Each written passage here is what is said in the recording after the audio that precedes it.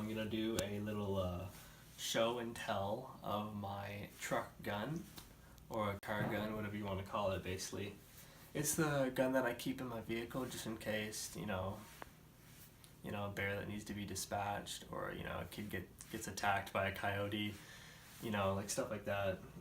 Anyway, so I just get a cheap gun here. This is a Stevens Model 320 in security version.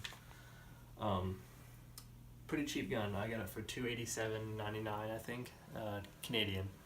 So they about $10 or $15 American, and get a really cheap sling on here, and it holds 5 shots in the tube, 1 in the chamber, obviously. I do keep it unloaded. In Canada, you can't have a loaded firearm when you're transporting it, or just having it in general, unless you're actively using it. But it does have ghost ring sights, as you can see here. They're pretty good. Let's see if we can get those on camera. They're pretty good. They are zeroed automatically as they come, not for slugs, just for regular shooting, target load and such.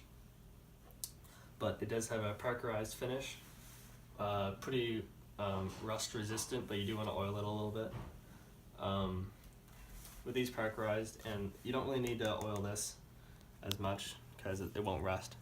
It's aluminum, but this will rust. This is a steel barrel. I think I already see a little bit rusting coming there, so I might want to oil that soon. But yeah, it does take 3/4 and 3-inch shells. 3-inch shells are a little bit hard to extract though, so they don't really agree with it. But I have put a swing swivel stud right here, just so I could have a different option of carrying it, a different way of carrying it when I'm wherever I am. And it does have a nice pistol grip on it, very sturdy. And yeah, safety's right here.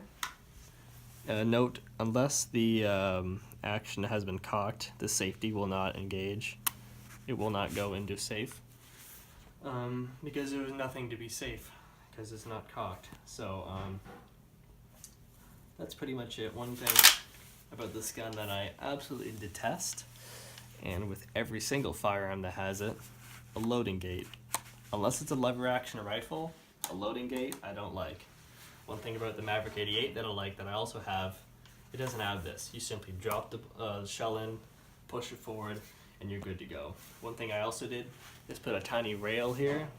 I do have a sling here, so that sort of contradicts it, but I was going to put a flashlight or something there, but not anymore. I could do that, but I did put a 5 shell holder here.